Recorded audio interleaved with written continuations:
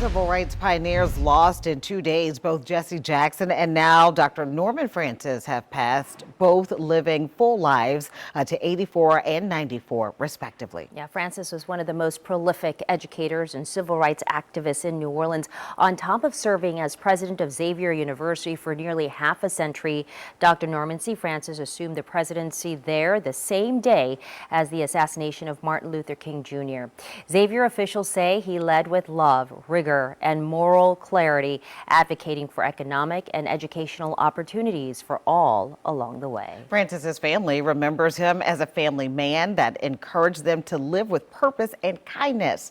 We now bring you the background of his life and legacy as a pillar of justice and equality. When you think of Xavier University, the face you see is this one, Norman Christopher Francis. I've enjoyed every minute of the day that I spent with you. A transformative figure who led the university to unprecedented growth has died, but not before leaving a legacy that will live for generations. Norman Francis was born March 20th in Lafayette. Though from humble beginnings, his parents sacrificed to send him to Catholic school and taught him the values of self-respect, respect for others, and getting a good education. In August of 1948, Francis moved to New Orleans to attend Xavier University. Both his life and the university would never be the same.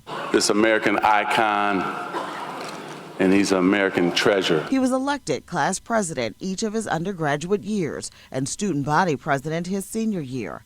After graduating from Xavier, Francis then enrolled in the Loyola University School of Law, where he made history as the first African American to graduate. He received draft orders shortly after that, but not before marrying the love of his life, Blanche McDonald. After his military service, Francis had a short-lived legal career, working to fight segregation and serving as legal counsel to activists. In 1957, Francis took on the first of his many roles at Xavier when he was hired to serve as the Dean of Men. Just over a decade later, he was made president of Xavier in 1968. He was only 37 years old at the time and the first lay person to lead the university. During his tenure, Xavier saw unparalleled growth, new partnerships, and well-deserved prominence as one of the premier HBCUs in the country.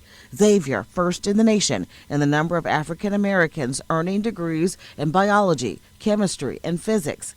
Xavier is the #1 undergraduate source of African Americans who earn medical degrees, and that's not by accident. Dr. Francis also founded the Institute of Black Catholic Studies. Even after our darkest hour, Dr. Francis stepped up to serve as chair of the Louisiana Recovery Authority. In 2015, he retired from Xavier as the nation's longest-serving university president after 46 years.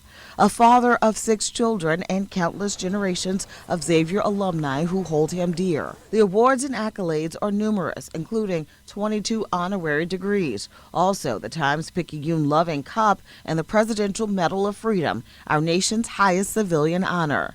Norman Francis lived the life of a true servant leader, a statesman, a trusted advisor to city leaders even in times of segregation, and a confidant to dignitaries near and far. He was always pushing for more and reaching higher heights. Now he has rest eternal as the model of his beloved university. With God's help, there's nothing to fear. I saw me in every student on this campus.